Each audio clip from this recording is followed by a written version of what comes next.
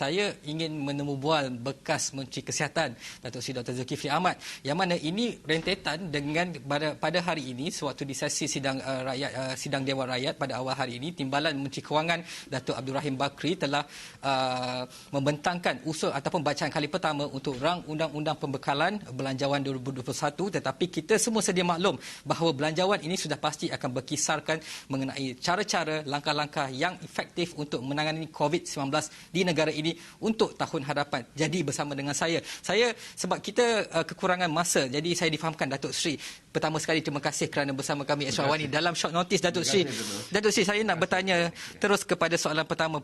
Datuk Seri ada mengeluarkan ciapan pada semalam kalau tak salah saya, yang mana Datuk Seri mengatakan highlights from 4PH health proposal, antaranya Datuk Seri menyebut mengenai the importance to increase health ministry resources, juga important to invest in diverse candidate vaccines, dan juga mengenai 1.5 bilion recoup ROI. Itu yang perlu saya minta Datuk Seri penjelaskan. Pertama, Datuk Seri mengenai belanjawan shadow budget daripada Pakatan Harapan sendiri khusus untuk COVID-19.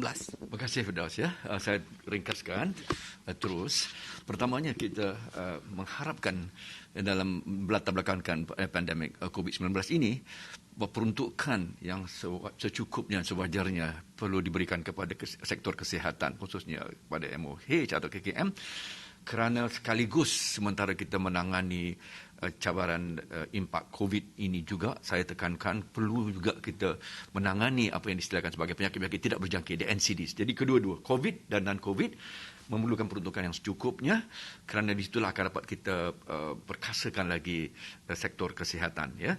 Ini satu poin yang pertama. Tahun ini 2020 kita diberikan 30.6 bilion. Saya yakin ia perlu ditingkatkan bagi memperkasakan itu. Itu pertama. Ya, Firdaus ya.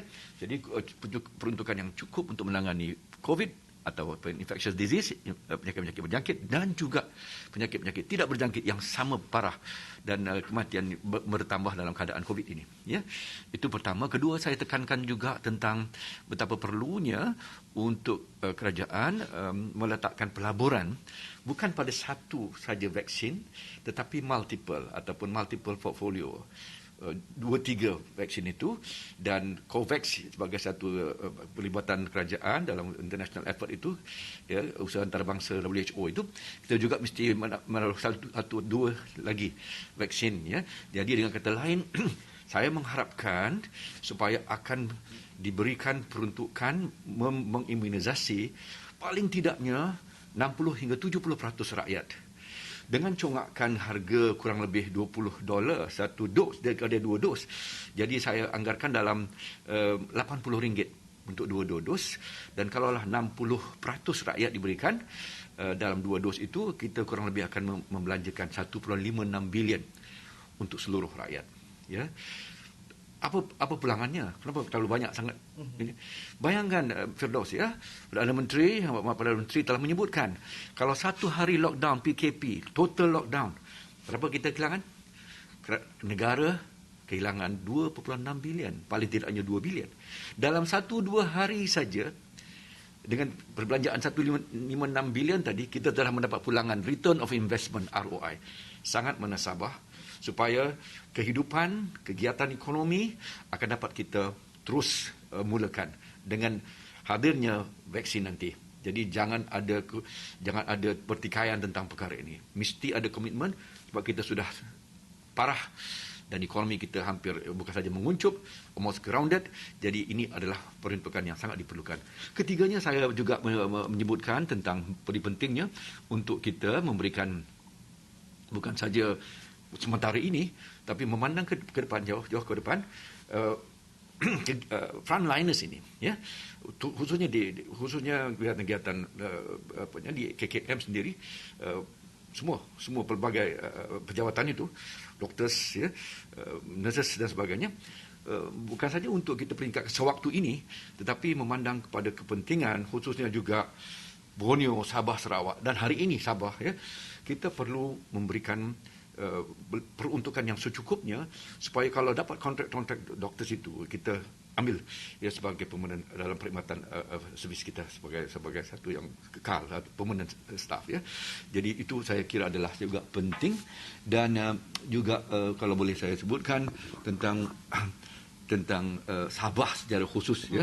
Sabah secara khusus ya. Kita tahu hampir overwhelmed dah. Istilahnya overwhelmed. Jangan sampai satu fasiliti kesihatan kita itu sudah sampai kepada tahap yang membawa kepada kematian yang lebih parah lagi. Jadi Sabah kita tahu nisbah doktor dan penduduknya hampir 2 kali. Kalau Semenanjung 1 doktor kepada 500, 400 lebih. Sabah hampir 900, 800 lebih. 1 doktor kepada penduduk. Fasilitasnya pun begitu. Saya harap kesenjangan atau jurang ini dapat kita dekatkan ataupun dapat kita atasi. Dan justru kerana itu perbelanjaan ini adalah sangat penting. Ini adalah waktu untuk kita keluar daripada cabaran pandemik COVID-19 ini lebih kuat, bukan lebih lemah. Dengan peruntukan yang secukup, sewajarnya.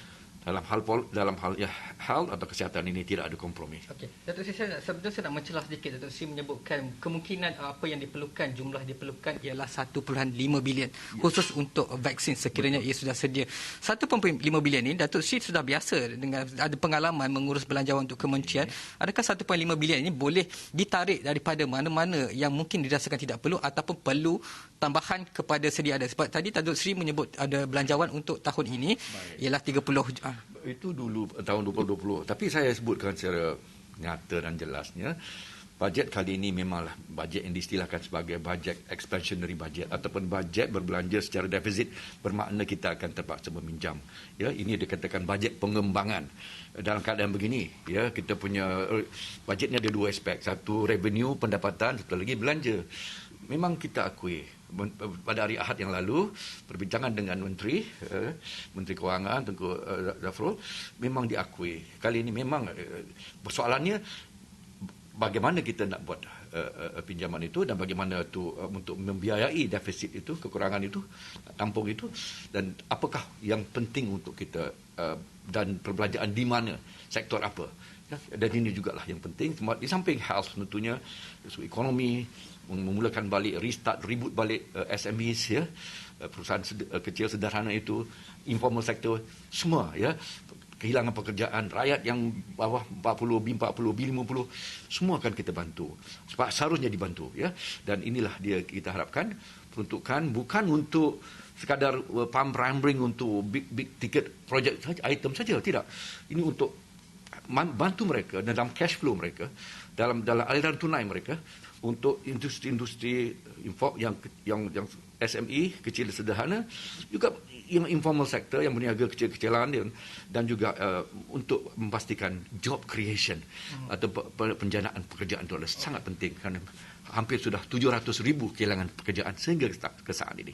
Datuk Sri, saya sebelum itu kita ada 5 minit lagi Datuk Sri. Saya nak bertanya soalan mengenai yang sering diperkatakan baru-baru ni ialah perjanjian pembekalan keyakinan, confidence and supply agreement, yang mana kita tahu itu mungkin yang diperlukan oleh kerajaan ketika ini kerana ada yang mengatakan mereka agak goyang, kedudukan tidak begitu stable.